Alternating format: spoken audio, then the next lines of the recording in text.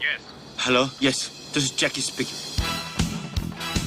Hi, my name is Tony, and this is Every Frame a Painting. Some filmmakers can do action, others can do comedy, but for 40 years, the master of combining them has been Jackie Chan. These days, there's a lot of movies that combine funny scenes with fight scenes. But even when the movie's good, the comedy and action seem to be two different directors and two different styles. And that's why Jackie's so interesting.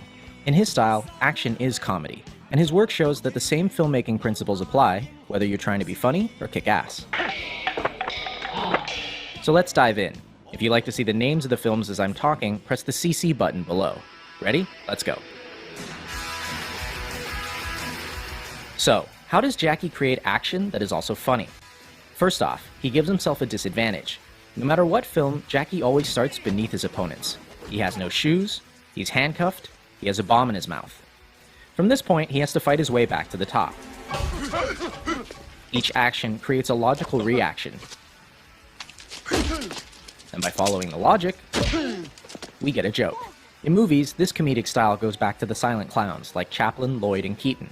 But I think Jackie has distilled it down to one line of dialogue. Please! I said I don't want trouble! Because he's the underdog, Jackie has to get creative, which brings us to point number 2. He uses anything around him. This is the most famous aspect of his style. Take something familiar, do something unfamiliar. I've seen him fight with chairs, dresses, chopsticks, keyboards, Legos, refrigerators, and of course, not only does this make each fight organic and grounded, it also gives us jokes that couldn't happen anywhere else. Number 3, Jackie likes clarity. He doesn't do dark scenes where everything is color-corrected blue. If his opponent wears black, he wears white. And if his opponent's in white, then he's styling. His framing is so clear that in every shot, he's setting up the next bit of action. Here, even though we're watching the stuntman, 2/3 of the frame is the staircase.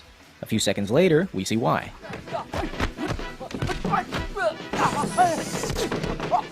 He keeps things clear by rarely using handheld or dolly moves. Like an American movie, you can see there's a lot of movement.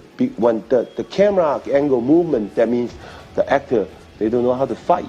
In slow motion, you can see how the camera operator swings around to make the hits seem more violent. But since Jackie can fight,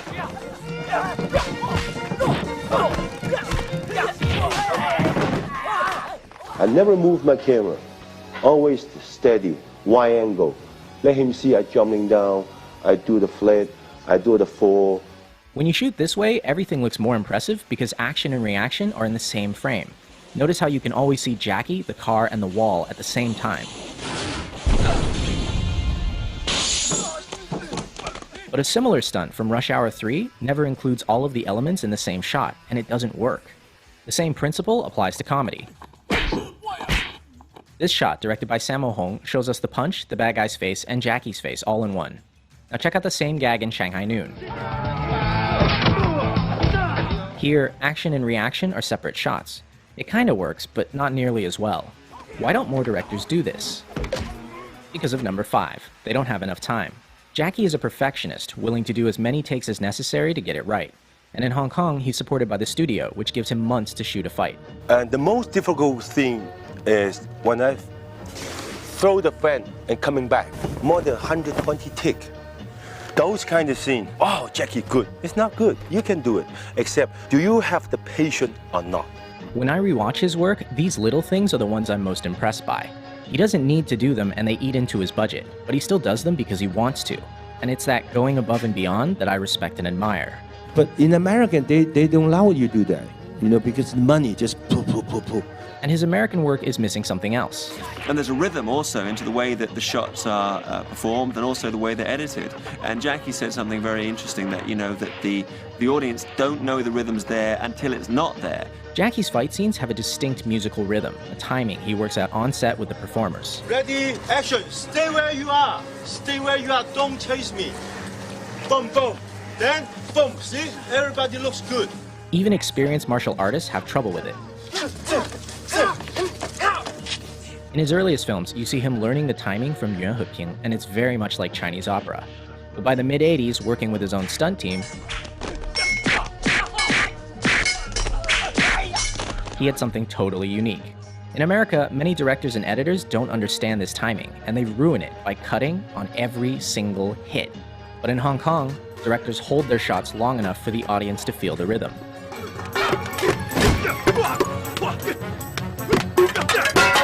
The most important part is editing. And most of the directors, they don't know how to editing. Even the stunt coordinator, they don't know how to editing. Hong Kong directors like Jackie and Sammo cut a particular way. In the first shot, you hit your opponent in the wide. In the second shot, you get a nice close-up. But when you cut the shots together, you don't match continuity. At the end of shot 1, the elbow is here. At the beginning of shot 2, it's all the way back here. These 3 frames are for the audience's eyes to register the new shot, and they make all the difference. I'm start from here, here. But 2 shots combined, this is zone. That's power. In other words, show it twice, and the audience's mind will make it one hit that's stronger. By contrast, modern American editing doesn't show the hit at all. At the end of shot 1, the leg is here. At the beginning of shot 2, it's in the same place, going backwards. But because they cut at the exact frame of the hit, it doesn't feel like a hit. A lot of people think this is because of the PG-13 rating, but even R-rated films do this now. It looks like a bunch of people flailing around, instead of a bunch of people getting hurt.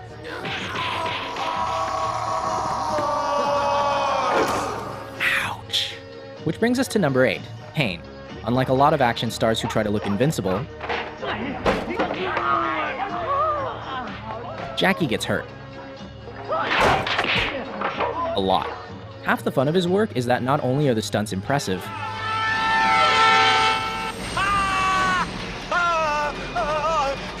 there's always room for a joke. Pain humanizes him, because no matter how skilled he is,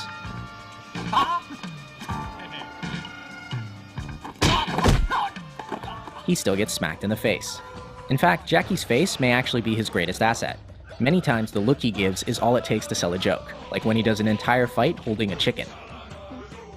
Or dressed as Chun-Li. And last, Jackie's style always ends with a real payoff for the audience. By fighting his way from the bottom, he earns the right to a spectacular finish.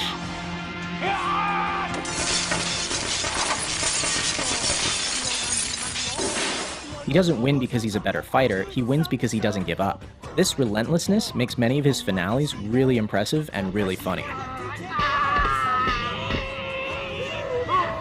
And it's in direct contrast to a lot of his American work, where bad guys are defeated because someone shoots them.